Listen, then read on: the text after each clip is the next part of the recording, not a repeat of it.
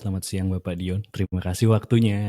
Selamat siang Bapak, terima kasih banyak sudah mengundang saya, Panara luar biasa. Lu yang luar biasa, yang ngeri. Ini. Makasih. Flashback dikit, gue pertama kali ketemu Dion itu kita pernah sekantor bareng ya, kerja bareng lah ya Yon, di Betul. 2018. Waktu itu Dion memimpin rapat yang impression pertama gue, wajir ternyata harusnya mimpin rapat tuh gini ya gitu. Ada agendanya jelas, ada doa dulu gitu. Itu gue terpatri dalam ingatan gue ya. Gak bisa lupa sampai sekarang.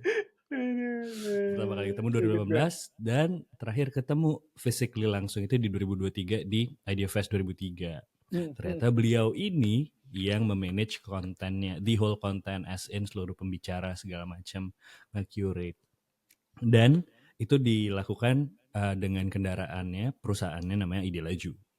Yang menyebut dirinya adalah content curator. Nah, boleh nggak ceritain Yon, content curator tuh apa? Terus di ID Fest tuh lu ngapain sih? Siap Nge-manage Bapak. konten tuh ngapain sih? Iya, jadi kurang lebih sebetulnya tuh yang Ide Laju lakukan lah ya di Idea Fest itu adalah memang mendesain program dan isinya gitu. Jadi maksudnya itu tuh adalah program kontennya ya gitu. Kan kita tuh pas waktu kalau misal kita tuh mau datang ke suatu acara lah kayak gitu ya. Kita kan expect kita mau mengambil sesuatu kayak atau belajar sesuatu lah kayak gitu ya. Nah, ini Ide Laju itu mendesain itu dia ekspektasinya itu kayak apa yang akan lu bawa pulang lah kurang lebih kayak gitu. Nah, pasti kan banyak yang nanya, kayak gue juga bingung gitu. Itu Bang gitu. Itu sebel banyak yang nanya gitu ya. Ada ya apa tuh Bang? Iya. Gini. Iya, jadi itu tuh juga pengalaman gue juga sih pas waktu gue mencoba untuk bilang kalau gue content curator gitu. Oh ngapain? Oh ya gue jadi kayak manage program untuk sebuah acara gitu. Oh IO ya gitu kayak bukan. Jadi kalau kalau mungkin ini kali ya perbedaan sederhananya gitu. Kalau misalnya IO itu dia akan lebih fokus ke production-nya. Dia akan lebih fokus untuk kayak menghadirkan kayak peralatannya lah misalnya kayak gitu dari spesifikasi Stage apa venue-nya, gitu. stage-nya lah kayak gitu. Kemudian terus habis itu mungkin ada kirap, opening-nya apa segala lah kayak gitu-gitulah. Nah, kalau kalau content curator kayak Ide Laju itu fokusnya itu adalah siapa yang dihadirkan dan habis itu kemudian topik apa yang akan dibawa dan lalu kemudian cara mereka membawanya itu tuh seperti apa gitu. Nah, Right.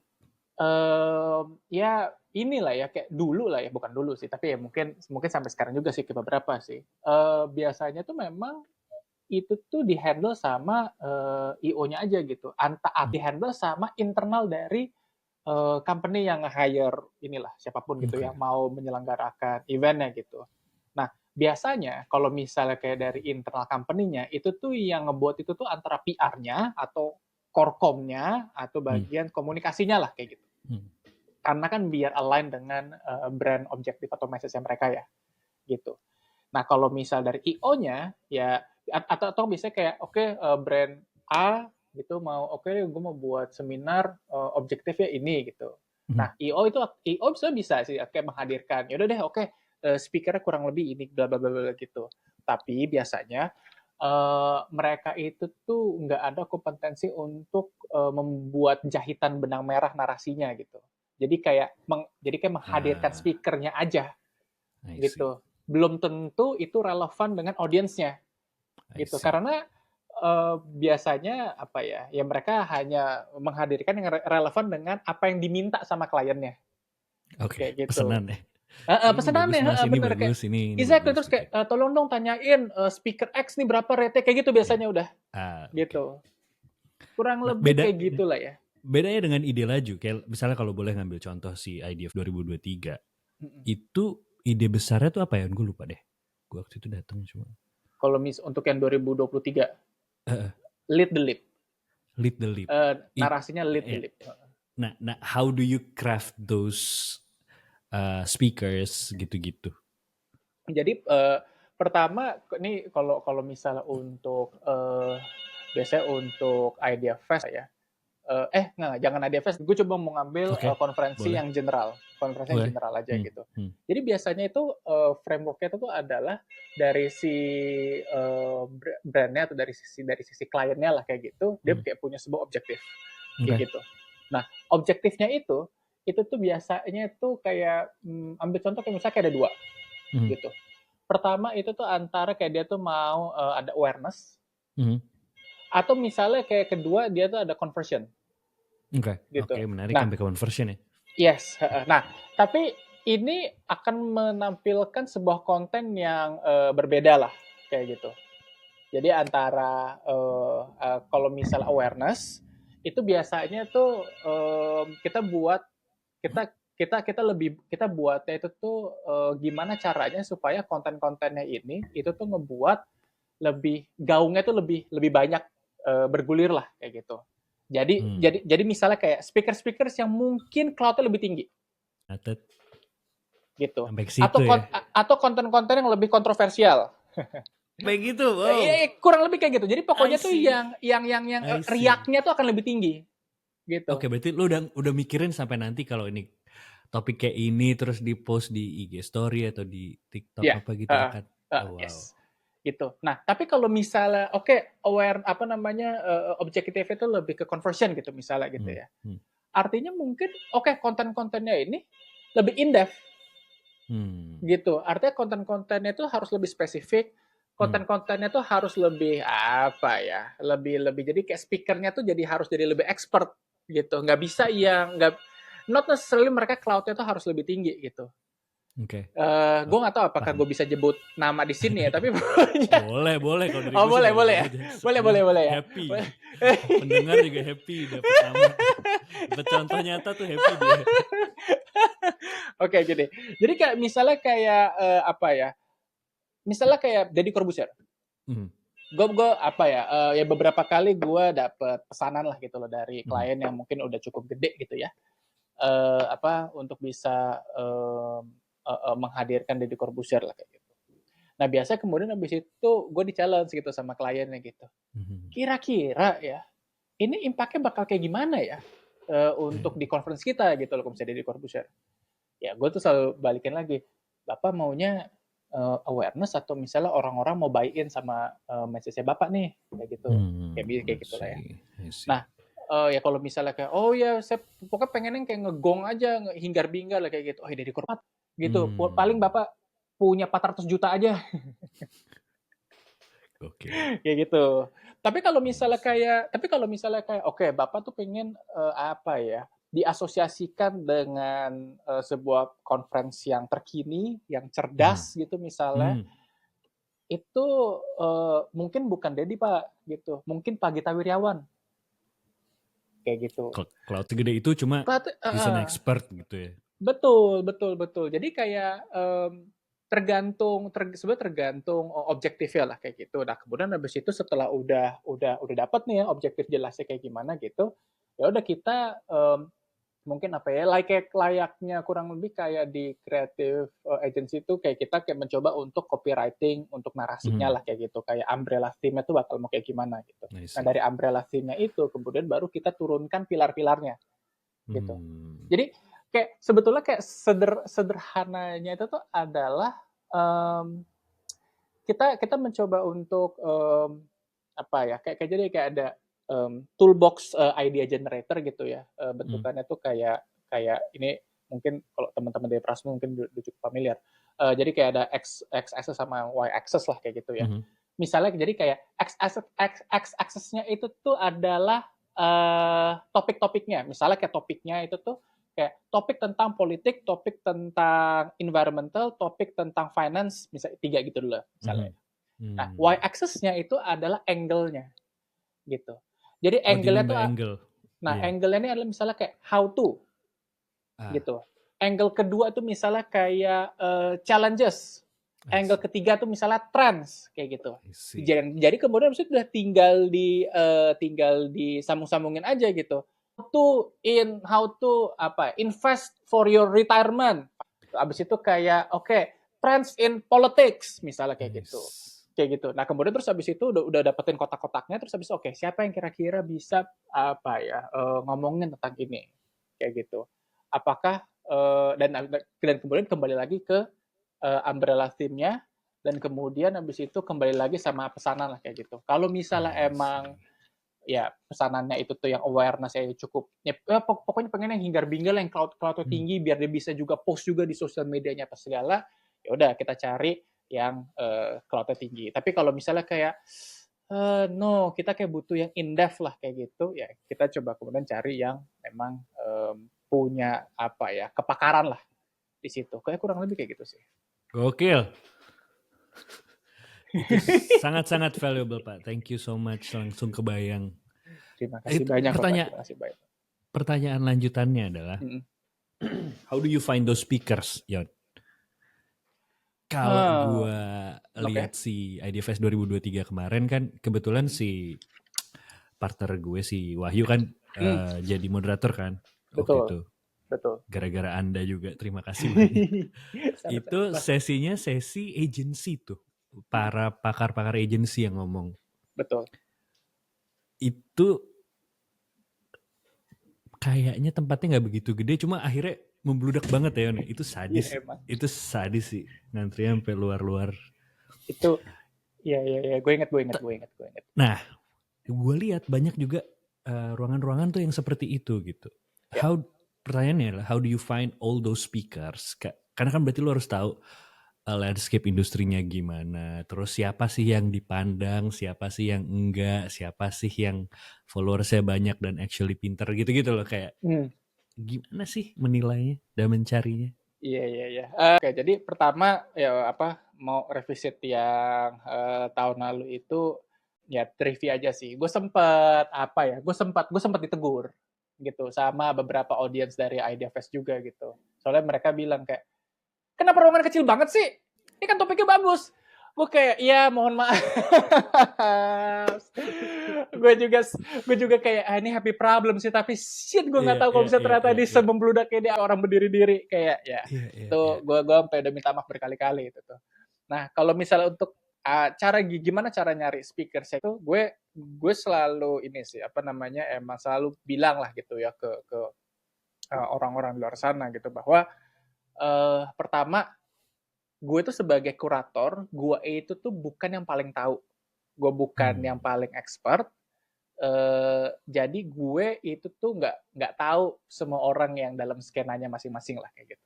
Nah, yang kemudian habis itu yang paling bisa gue lakukan itu adalah ya meramu benang merah. Gue bisa dibilang kayak penjahit lah kayak gitu ya. Nah, kemudian gimana caranya gue bisa mengidentifikasi lah ya kayak diamonds in the rough ini itu sebetulnya jadi ada sistemnya sendiri.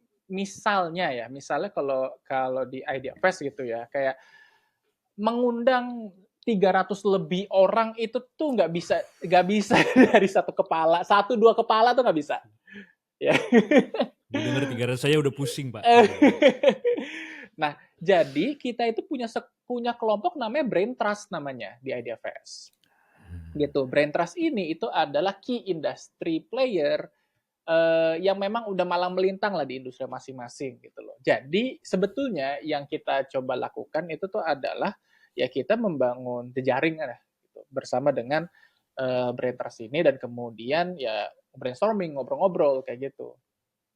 Kurang lebih sih sebetulnya kayak gitu. Jadi emang buat kayak beberapa orang juga ngelempar gue pertanyaan sama sih, tapi ya sebetulnya cuman yang paling penting tuh adalah ya lu ya memperluas network lo aja gitu, dan kemudian habis itu kadang tuh orang juga berpikir bahwa kenapa speaker X itu ngomong di tempat A itu bisa impact-nya beda, speaker yang sama tapi ngomong di tempat B gitu.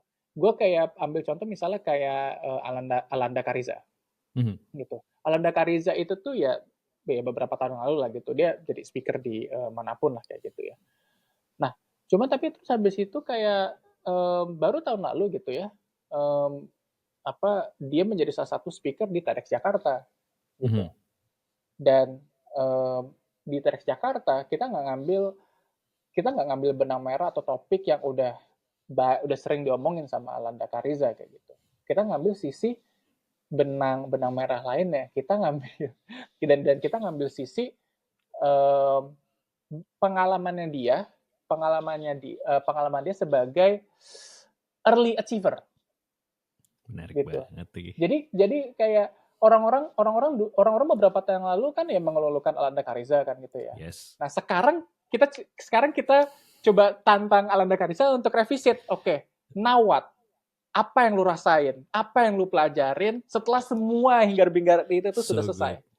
Gitu. Nah itu sih kayak jadi yang apa ya? Ini tugas content curator sih. Jadi satu orang speaker yang sama, kalau misalnya ditarik dari angle yang berbeda akan membuahkan cerita yang lebih menarik. So good. Itu sama Alanda berarti lu nemu early achiever sebagai topik dari ngobrol sama dia, Yon? Apa gimana? Well, kalau nggak juga sih. Kalau kita tuh punya apa ya, board of independent curators lah gitu. Jadi kumpulan content curator yang independen, dan terus habis itu ya, dan kurator-kurator ini juga multidisiplin. Ya, jadi kayak apa ya, kita ngelihat tren dari berbagai angle, beberapa tren, ya kayak gitu-gitulah. Jadi abis itu ya kita came out aja dengan idea bahwa, oh interesting ya kalau misalnya kayak gini. Gitu. Jadi sebetulnya apa ya, kayak benang merahnya gitu ya, mungkin kayak dari the secret sauce lah ya dalam untuk ngedesain program ini, you cannot do it alone. Nice. Gitu. Nice. Emang sih, tapi yang tanggung jawab ngeramunya pasti bakal satu orang, seperti saya. Jadi Oke, lo yang decide ya. Gitu, tapi kayak untuk input nggak bisa satu orang aja. Nice. Thank you, Yon. Ini segue yang bagus. Tadi gue pengen bertanya tentang TEDx. Impact-nya apa TEDx di hidupmu dan apa hubungannya dengan TEDx Mafia? Aja.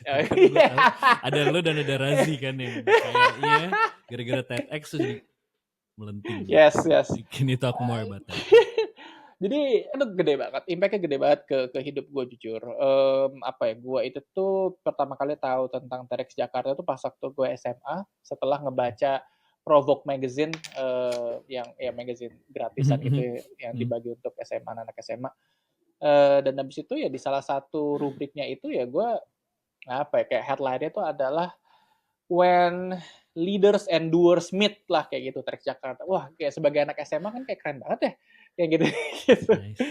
Ya udah terus habis itu kayak ya gabung gitu, dan kemudian ternyata gue waktu itu tuh gabung itu tuh karena gue pengen diasosiasikan dengan orang-orang keren yang ada di TEDx Jakarta gitu loh. Kuratornya, organizernya, eksekutornya kayak gitu-gitu. Dan ya udah kemudian habis itu TEDx Jakarta benar-benar memberikan gue pembelajaran yang betul-betul valuable ya gitu ya. Dari sisi cara berorganisasi, karena waktu itu gue tuh waktu itu paling muda gitu loh. Waktu itu jadi volunteer. Kemudian terus habis itu cara lo dealing with high level people ya gitu. Dan habis itu juga dan habis itu juga ya network gitu. Gue bener-bener amat sangat beruntung gitu ya, karena gue itu tuh udah jadi volunteer TEDx Jakarta dari tahun 2010 ya. Jadi ya gue cukup terasosiasikan dengan TEDx Jakarta beserta dengan integritas dan kualitasnya. Nice, gitu. Asosiasinya itu ya dengan TEDx ya. Jadi kayak, dan itu ngebuka banyak pintu juga buat gue gitu. Dan juga kebetulan ya co-founders Ide Laju yang mana ada 4 orang itu adalah jebolan TEDx Jakarta semua. Oh, baru tahu gue. Oh gitu. Ada 4 orang, semuanya itu volunteer TEDx Jakarta dari tahun 2010. Jadi kita udah kenal banget lah. Kayak gitu. Jadi ya udah deh. Gara-gara awalnya tuh, jadi emang awalnya sebetulnya kita bahkan nggak tahu kalau misalnya bisa jadi model bisnis gitu loh. Kayak apa gitu loh. Terus habis itu kemudian sekitaran jadi kan TEDx Jakarta itu tuh mulai tahun 2009. Nah kemudian habis itu tiba-tiba salah satu sponsor lah gitu waktu itu TEDx Jakarta kemudian kontak orang-orang TEDx Jakarta gitu, bilang kayak, hey, aku punya seminar atau conference gitu ya untuk internal, mau dong dilatih nih orang-orangnya kayak gitu. That's it gitu. Jadi nah karena TEDx Jakarta itu non profit, jadi kita nggak bisa bawa nama TEDx Jakarta, tapi kan orang-orangnya bisa di hire as a freelance lah gitu. Ya udah kemudian dari situ dari tahun 2012 terus habis itu kayak ya nggak tiap kali sih tapi kayaknya sih kayak tiap tahun tuh ada lah mungkin kayak satu dua lama-lama Mhm. apa ya tahun 2019 sih kayak loh kok demand-nya kok konsisten. I see. Ya, yaudah deh I mari kita see. bangun perusahaan aja khusus untuk ini kalau gitu. Ya udah deh terus habis itu tada tidak laju. Tahun 2020. 2020 lo Tahun formalize-nya. 2020. Heeh. Nah, itu kan pas pandemi banget, Yon. Gimana tuh? Terus kan, ya kan sebelumnya kan offline terus ya. Iya, iya, Terus iya. lockdown gitu. How do you deal with that dengan perusahaan yang baru Ya, lahir gitu? ya. Jadi pertama itu adalah saya itu tuh membangun ide laju karena pada tahun 2019 kan ya kena downsizing lah kayak gitu ya. Terus habis itu seperti karyawan-karyawan pada umumnya ya mencari pekerjaan baru gitu ya kan. Itu 2019 akhir. Cuman sepertinya saya itu terlalu bodoh gitu ya Bapak. Jadi nggak ada yang mau terima saya gitu. Jadi kayak aku butuh duit, aku harus BU. iya, aku harus bisa jualan gini ya. Udah jadi Iya. ya gue apa ya ngajak satu co-founder gue, bis partner gue, dan terus habis itu kita onboard tambahan dua co-founder lagi gitu. Nah, Mhm. kemudian pada tahun 2020 itu sebetulnya tahun 2020 tuh em, karena banyak orang yang mau tetap cari duit Iya, meskipun COVID gitu. Orang iya, iya. berlomba-lomba gitu, mau online, eksperimen apapun lah kayak gitu. Mhm. Nah, karena eksperimen itulah ide laju justru malah bisa masuk gitu. Mmm. Karena mungkin justru kalau misalnya kayak apa ya, mungkin kalau misalnya kayak offline-offline aja gitu ya, mungkin nggak tahu ya. Ya meskipun kayak co-founder ide laju itu tuh adalah veteran lah di Trax Jakarta gitu, tapi Mhm. kan ide laju sendiri kan relatif baru ya gitu. Mungkin Iya. orang tuh nggak bisa terlalu ngambil resiko kayak gitu. Ah, I Heeh. see. Cuman tapi karena ya udah nih pandemi kayak orang terpaksa ya gimana itu gue coba harus cari cara, gue itu ya udah kayak ya udah dilaju yuk gitu. Ya udah deh terus habis itu kita ngobrolin ngekurasi online conference, beberapa online conference gitu. Mmm. Bahkan waktu itu pada tahun 2020 ya tidak menggaji diri sendiri semuanya. Iya. Semuanya tuh kayak apa kita bagi hasil terus habis itu kemudian sisanya kita tabung gitu. Baru tahun 2000 apa namanya kayak ya tahun 2021 deh kayaknya kita baru mulai berani hire our first employee kayak gitu. Coolness. Iya. Itu pun juga sebetulnya kayak ya saya terbantu sekali karena saya kan orangnya sebetulnya cukup frugal ya. Saya tuh pelit orangnya. Sangat konservatif lah gitu loh dalam penanganan keuangannya gitu. Itu ya, ya. Jadi makanya kayak ya gitulah saya bisa menabung gitu untuk perusahaan. Itu pengen gue sentuh dikit juga deh, Yon. Pengen gue tarik dikit. Hmm. Dari story-story lo, dari Instagram lo di Instagram bio lo bilang lo learning investor. Terus story-story lo tuh ya tentang investasi, menabungnya tuh gue ketika lo bilang frugal, anjir ya sih Dion frugal kayak lo nabung buat beli PS kan? Iya, iya, iya, iya. Iya gitu-gitu kayak Benar, benar. anjir. How does it affect building a company gitu? Kalau sebagai Hmm. konteks sekarang juga kebetulan kan kita juga bikin usaha Hmm. dimana kalau gue ngeliat di luar tuh aduh udah nggak zamannya hyper growth, sekarang Iya, semua udah iya, mikirin profit, iya, staying iya, lean gitu-gitu. iya. Itu tuh gimana ya berpengaruh ke kehidupan berbisnis lo? Yes. Jadi em, seperti yang selalu dibilang oleh mendiang Charlie Munger, yeah. Yes, opa. uh, invert, always invert. Maksudnya itu adalah jadi sebagai investor itu tuh kita itu tuh gini, orang-orang tuh malah mungkin mikir bahwa menjadi investor itu tuh adalah tugas utamanya itu adalah memaksimalkan keuntungan Hmm. sebetulnya gitu. Cuman itu ya menurut Charlie Munger ya dan Warren Buffett itu sudah salah gitu. Uh, Tugas utamanya itu adalah meminimalisir resiko gitu. Investasi sendiri emang sebetulnya by definition itu tuh adalah emang harus mencari keuntungan gitu. Ya. tapi tidak dimaksimalkan gitu. Justru malah kayak kalau misalnya di Benjamin Graham ya, apa namanya definisi investasi gitu ya, intelligent investing ya menurut Benjamin Graham ya. Sebetulnya bahkan dia tuh bilang kayak adequate return. Adequate return aja bahkan ya. Iya, tapi with thorough analysis dan tidak kehilangan modal. Nah, itu sebetulnya jadi adequate return with thorough analysis dan kemudian tidak kehilangan modal atau tidak ada impairment lah gitu loh dalam modal kayak gitu. Nah, jadi sebetulnya gue sebagai investor saham itu jadi menjadikan gue sebagai pebisnis yang konservatif dalam capital allocation-nya. Nice. Gitu. Gue Idealaju itu udah berdiri dari tahun 2020 sampai sekarang gitu ya. Honestly, compare to other agencies gitu ya, kayaknya karyawan Idealaju pun juga nambahnya nggak cepet, nggak banyak lah kayak gitu lah. Compare to agencies kalau misalnya gue yang gue lihat gitu loh. Karena gue kayak selalu konservatif aja gitu loh dalam capital allocation-nya gitu. Gue bahkan kayak mencoba untuk kayak misalnya gini ya, gue ada return earnings sebesar X lah gitu misalnya kayak gitu ya. Terus habis itu kayak apa yang harus gue lakukan ya untuk ini ya. Oke deh, gue coba taruh di reksadana pendapatan tetap aja lah kayak gitu, jangan taruh di bank gitu loh untuk supaya bisa optimize dan dibandingin di bank lah kayak gitu. Jadi kayak gue mencoba mencari cara untuk meningkatkan, ini mohon maaf banget terlalu kapitalis, tapi kayak untuk meningkatkan shareholders value. I see. Iya. Gitu. Wah, gokil sih. Kayak gue pernah baca di mana, gue gak tahu ini siapa yang ngomong ya. To be a better investor, you have to be a businessman and vice versa gitu gak sih? Betul, yes. Warren Buffett itu Warren Buffett yang bilang, Warren Buffett yang bilang kayak gitu. Dan ya itu emang gue sangat amini lah kayak gitu. Dan jadinya ini ada buku namanya tuh The Outsiders, ditulis sama siapa Thorndike gitu, gue lupa gitu, tapi The Outsiders gitu.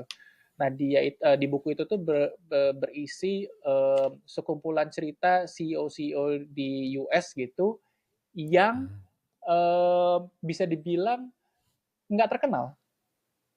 Perusahaan publik ini, most of them itu perusahaan publik, tapi nggak terkenal, tapi sangat memberikan shareholders value lebih tinggi lah gitu dibandingkan peers-nya atau mungkin malah kayak dibandingkan industri-industri lain kayak gitu.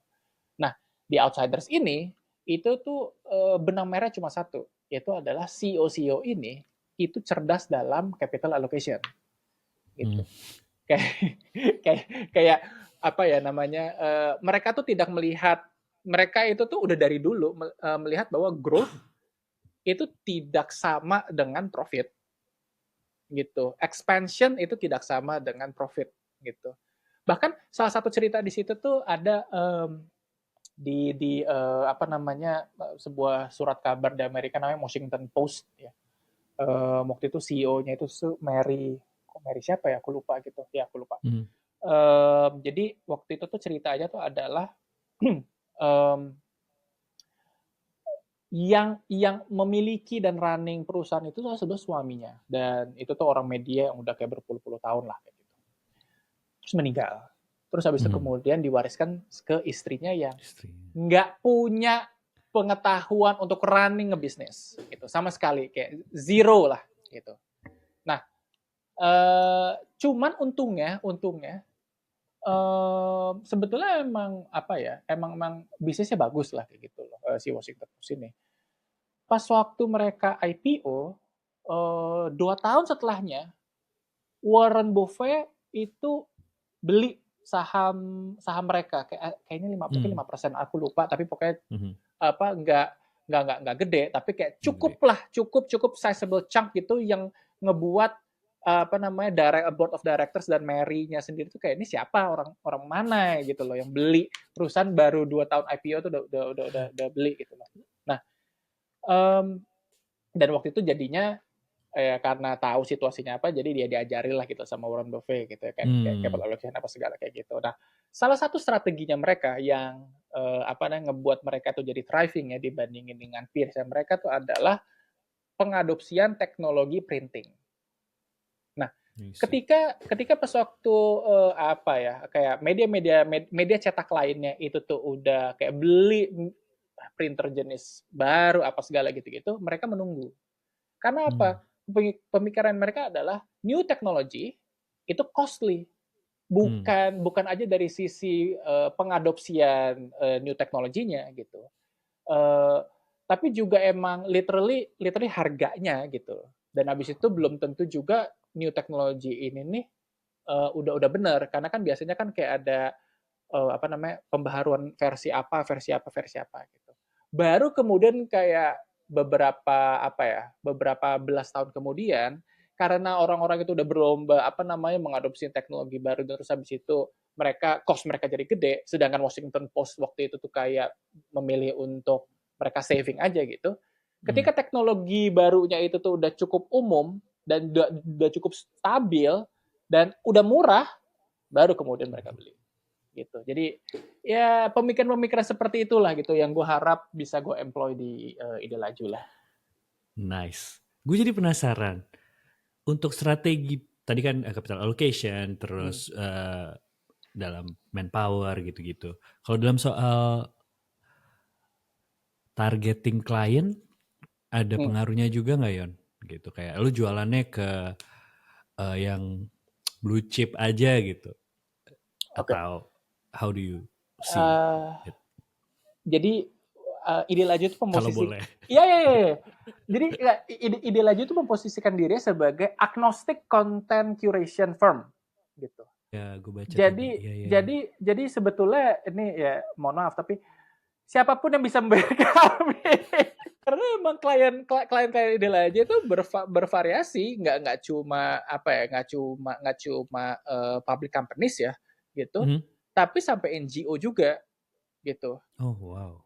Dan habis itu tuh bisa beda gitu apa ya, rata-rata ya objektifnya gitu. Kalau misalnya untuk yang of course kalau misalnya untuk yang public companies gitu ya, biasanya itu tuh adalah ya cukup awareness aja lah kayak gitu, karena biasanya mereka itu tuh tidak melihat apa ya, event itu tuh sebagai sarana conversion gitu biasanya. Yeah. Kalau misal untuk yang private companies itu biasanya baru ya mereka butuh uang, jadi mereka kayak butuh kalau bisa ini juga convert lah kayak gitu. Nah, tapi kalau misalnya NGO, mereka itu tuh awareness juga, tapi yang lebih idealis gitu. Kayak gimana caranya menggulirkan misalnya ya, gimana caranya menggulirkan apa agenda bahwa hutan itu tuh adalah sahabat manusia, konservasi hutan tuh itu tuh penting, pangan itu tuh menjadi identitas nasional, kayak gitu-gitu. Yang mana sebetulnya itu jujur lebih susah.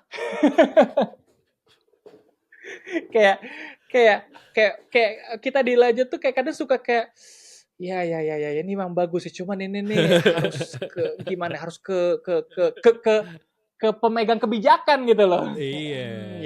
Ya. Advokasinya ke situ ya. Itu jadi lebih mahal nggak, Yon? Kalau lebih susah?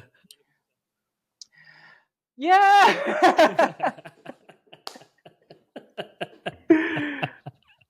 Ada yang bisa mahal, ada juga yang ya gitulah. Alright. Pertanyaan berikutnya, Yon, masih Siap. terkait itu. Ide Laju sekarang yang udah dikerjain Ide Laju, event apa yang paling seru kalau boleh disebut? Sama sekarang tuh lagi ngerjain apa sih? Buat yang masih tadi Ide Laju tuh apa gitu? Yes.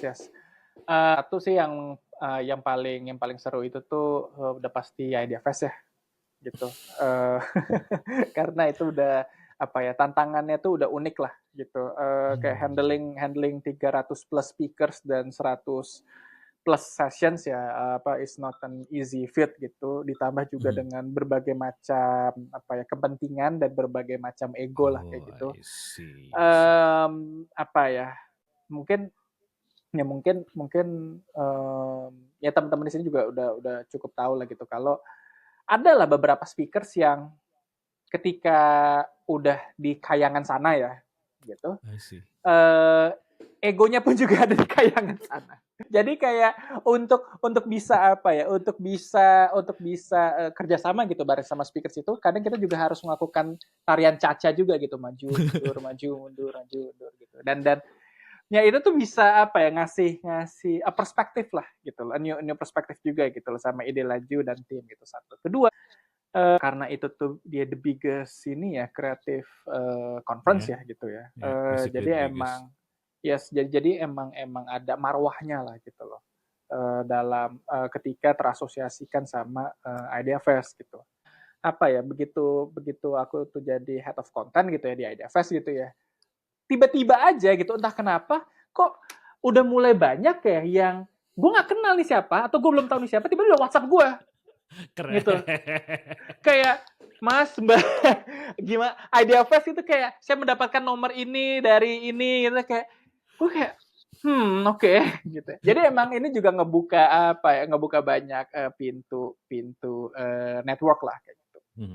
Nah, itu satu sih kalau misalnya ada FS ya, kayak besar ya gitu. Cuman tapi kalau itu dari sisi dia laju. Tapi kalau misalnya dari apa ya, kayak gue pribadi, jadi kurator di Ide Laju itu kan multidisiplin gitu. Yang mana tuh artinya masing-masing kurator itu tuh ada edge-nya sendiri lah kayak gitu. Ada yang kurator yang edge-nya itu tuh lebih ke relationship misalnya, lebih ke relationship dan keluarga gitu misalnya.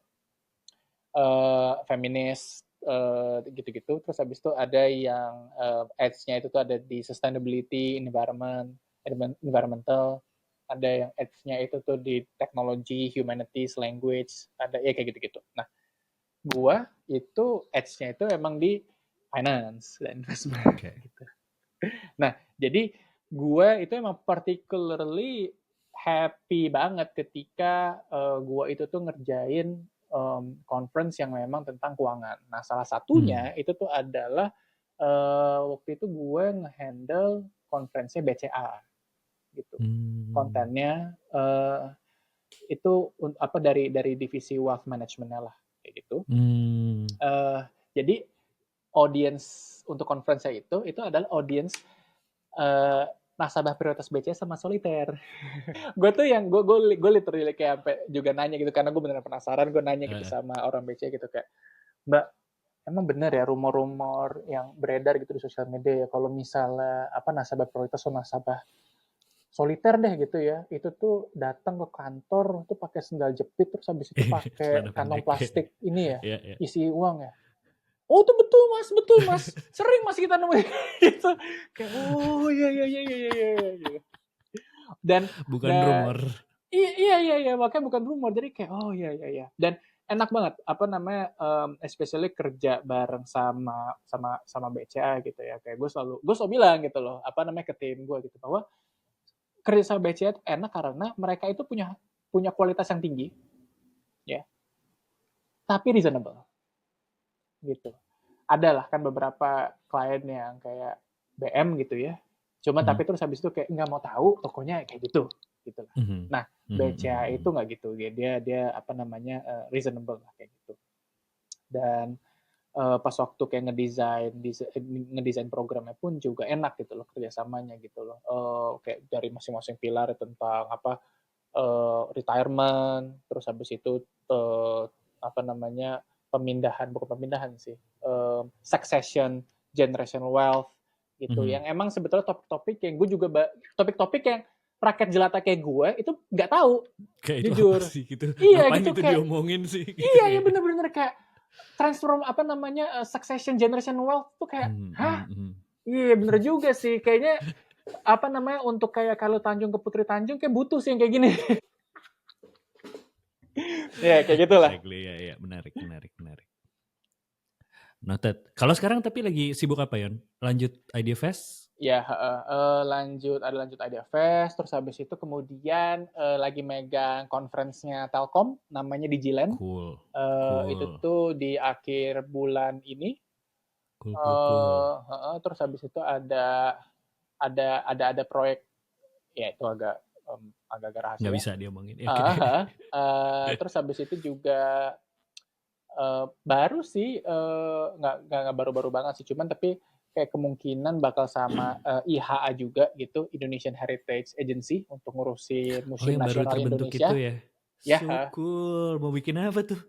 Seru banget eh, deh itu jadi kayaknya. ya jadi gini apa IHA itu kan pokoknya under Kemdikbud ya gitu. Itu Mhm, Badan Layanan Umum gitu. mhm. Kurang lebih sebetulnya misinya yang ini misi ininya lah kayak apa namanya pengertian gue ya itu adalah untuk menjadikan aset-aset bangsa budaya Indonesia, aset-aset budaya Indonesia kayak museumnya, kayak cagar budayanya itu tuh jadi bisa lebih sustainable gitu. Jadi apa namanya inginnya tuh nggak makan dari APBN terus menerus lah kurang lebih kayak gitu.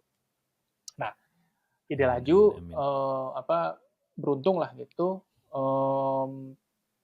berkontribusi lah terhadap hal itu. Sebetulnya tuh pas waktu tahun lalu tuh kita tuh mau buka semacam kayak flagship ruang anak ya, ruang anak Hmm, dan museum shop atau museum store gitu mhm, mhm. di Museum Nasional Indonesia tahun lalu sebetulnya, Hmm, tapi kan kebakaran, jadi nggak iya. jadi. Mhm. Itu yang mana udah kerja berbulan-bulan, tapi ya udah nggak apa-apa. Aduh, anjir baru tahu gue. Gitu jadi kayak yaudah. Fuck. Nah cuman tapi terus habis itu ya ide laju ini juga apa ya beruntung lah gitu bisa berkontribusi untuk di museum Benteng Frederberg di Jogja Hmm, sama museum Songtrus di Pacitan gitu. I see. Kita juga waktu itu ngegarap ruang anak dan museum shopnya. Uh, Menarik Role sekali. ide laju secara spesifik itu adalah yang menentukan isinya, isi dari ruang anak dan merchandise yang bakal bakal dijual kayak gitu. Ya kayak apa ya kayak Oh, salah satunya tuh kayak benar-benar kayak buah benar-benar original buah pemikiran saya itu tuh ya pas waktu yang di Museum Benteng Frederberg uh-huh. gitu. Waktu itu ini gue sempet post juga di Instagram gue. Jadi apa di Museum Benteng Frederberg itu apparently gue itu tuh tidak melihat apa ya banyak informasi tentang Ki Hajar Dewantara gitu. Hmm. Nah, padahal sebetulnya di apa ya, kalau misalnya gue baca gitu di bukletnya gitu, ada sih sebetulnya disebut sih Ki Hajar Dewantara sih gitu ya. Dan sebetulnya cukup cukup cukup transformasional gitu. Tapi kayak apa ya kayak ceritanya itu tuh kayak dikit lah, bukan nggak ada, dikit lah gitu lah. Kayaknya gue lihat ada patung dadanya sih, tapi kayak I think that's it Hmm. gitu. Banyak diorama-dioramanya itu tuh pokoknya nggak tentang Ki Hajar Dewantara. Gitu. Hmm. Nah, abis itu kayak gue coba ya gue penasaran aja kayak kenapa bisa kayak gitu. Nah gue coba kayak ya baca-baca lagi gitu yang mana dari sumber Museum Benteng Fredericks sendiri gitu bahwa ternyata Ki Hajar Dewantara itu tuh transformasional karena tanpa Ki Hajar Dewantara nggak ada Museum Benteng Fredericks gitu. Wow. Benteng Fredericks itu apa ya tadinya tuh mau diruntuhkan gitu. Tadinya Oh, tuh mau diruntuhkan gitu loh. Cuman habis itu apa namanya Ki Hajar Dewantara bilang jangan ini jadi pusat budaya aja kayak gitu. literally Iya dia dia yang menyelamatkan. nyelamatin nih. Ya udah terus habis itu kemudian di ruang anak museum Benteng Frederberg, kemudian gue ini apa namanya ya ketika kayak brainstorming gue mengidekan, guys kayak kita harus masukin Ki Hajar Dewantara nih dalam satu ruangan Hmm. sectionnya gitu. Ya udah deh terus habis itu kemudian alhamdulillah tuh semua lancar diterima sama semua Yeay. stakeholders. Gitu kayak yes kayak ini ada apa ya ada gue nih dalam pembelajaran masa depan Indonesia ya gitu nah itu Ada lebay banget sih. legasinya ya. Anjing keren banget aja, seru banget kerjaan lu dah. Ya lumayan ya lumayan apa ya mem- selalu membanggakan sih apa melihat hasil hasil kurasi kontennya gitu Ya, yeah, selalu membanggakan. thank you Dion. Last questions Pak, karena Oke. kita udah di penghujung acara. Ngelihat Dion yang dari TEDx sudah ketemu orang banyak, lu harus koneksi, ngajak kenalan, ngajak kerja sama orang-orang dari berbagai strata gitu ya, dari yang biasa aja sampai yang wah tadi lu bilang di kayangan gitu. Lu punya tips gak sih buat pendengar, buat penonton yang emang pengen grow their network, pengen ketemu orang baru, pengen minta orang jadi mentornya gitu. Oke. Ada any tips untuk itu Dion? Yes. Pertama, ini berangkat dari orang yang introvert. Gue Hmm. sebetulnya, mohon maaf teman-teman semua mungkin yang kenal gue dan denger ini, gue sebetulnya sebel banget gue kalau misalnya gue harus ketemu sama orang baru karena capek. Wow, Tapi nggak kelihatan samsek, iya gokil. ya makanya tapi ya gini ini nih mungkin apa ya apa yang gue pelajarin lah gitu ya. Hmm. Pertama ya lu harus tahu energi lu dulu gitu. Karena lu harus manage energi lu sendiri lah gitu. Kalau jangan sampai lu paksain ini taktiknya dulu ya. Jangan sampai lu kayak paksain ketemu sama banyak orang, nebar banyak benih lah gitu ya, nebar banyak jala gitu. Hanya apa ya, lu nggak bisa maksimal, lu nggak bisa perform lah gitu loh. Dan maksud perform itu tuh adalah lu menawarkan sesuatu yang kira-kira bisa memberikan nilai tambah ke orang yang lu temuin gitu. Hmm. Um, menurut gue ya, um, hal paling pertama yang perlu dipersiapkan gitu ya sebelum kayak kita bisa dengan PD untuk networking ya gitu ya. Itu tuh adalah ya satu itu energi dan kedua ya lo harus tahu juga apa yang bisa lo tawarkan. Kalau misalnya Hmm. lo belum tahu atau lo belum punya sesuatu yang bisa lo tawarkan, ya lo coba asah itu dulu lah. Karena kalau misalnya lo itu ke networking event, terus habis itu lo nggak Hmm. punya sesuatu yang bisa lo bawa to the table gitu ya, lo cuma JB-JB aja jadi lo akan capek sendiri sendiri kayak I gitu. see. Itu sih jadi kayak I think yang paling penting itu tuh adalah menurut gue itu adalah bukannya lo coba mencari cara untuk how to be the most interesting person in the room atau cara untuk supaya orang itu tuh jadi interested sama lo gitu yang mana itu juga ada tekniknya sendiri gitu yaitu adalah membiarkan orang tersebut menceritakan tentang diri sendiri jadi lo tanya tentang diri sendiri itu ini nih well known trick lah kayak gitu tapi di luar itu lu harus punya sesuatu yang bisa lu tawarkan kayak gitu aja sih sebetulnya sih dari Hmm. gue. Clarify dikit ya, sesuatu yang bisa ditawarkan tuh bentuknya apa? Apakah sesuatu yang harus tangible kah? Kayak, oh gue ada event nih, lo mau jadi pembicara nggak? Atau gue ada kerjaan buat lo? Atau bisa apa aja? Menurut tuh gimana? Satu bisa kayak gitu sih kayak pertama ya kalau misalnya di laju apa namanya sorry kalau misalnya kayak gue ngebawa ide fest lah kayak gitu ya gue bisa Mhm. ngomong hal kayak gitu cuman Mhm. tapi kalau misalnya kayak ide laju ya yang bisa kayak gue tawarkan tuh adalah gue bisa ngebantu lo untuk kurasi narasi dan menggulirkan Hmm. narasi tersebut gitu misalnya gitu gue punya networknya nih kayak gitu gitulah Yes. jadi emang apa ya begitu lu udah tahu kira-kira lu bisa apa lu bisa selipkan apa yang lu tawarkan ke apapun yang mereka sedang apa ya apapun masalah yang sedang mereka hadapi lah kayak gitu karena Hmm. not necessarily mereka butuhkan persis apa yang lu tawarkan kayak gitu but at least kayak misalnya kayak lu jago apa kalau misal bukan jago kalau misal lu ngerti tentang website atau apalah kayak gitu ya cara untuk buat website cara untuk buat digital produk lah kayak gitu ya itu yang bisa lu bawa ya lu kemudian ya networking ke apa namanya ke networking event ya bawa bawa hal itu lu tawarkan ya lu cerita jadi setelah lu tanya gitu ya tentang apa namanya orang itu dia ngeceritain oh gitu kan jadi kayak oh interesting ya baru kemudian lu slip kayak by the way ya gue juga ada pengalaman kayak gitulah kayak itu tapi itu lebih taktiknya gitu cuman lu nggak bakal Hmm. bisa ngelakuin hal itu semua kalau misalnya lu nggak bisa bring something into the table. Nice. So either it's something tangible kayak tadi opportunities atau something yang lo expert ya, yang lo bisa kasih ke dia. Mm-mm, mm-mm. Thank you Dion. Ada yang mau lo Sama-sama. sampaikan terakhirnya untuk di podcast ini? eh um, Ada yang lupa gue tanya atau ada yang lo mau uh, address tadi? enggak lah kayaknya nggak ada ini it's refreshing ya Pak untuk bisa ngobrol-ngobrol kayak gini thank you banget Thank udah you banget. mengundang gue dalam Thank you banget obrolan udah mau super menyenangkan datengin. ini. Eh, tentu Thank you so tentu tentu much. pasti gue akan mengundang Bapak di suatu tempat tentunya.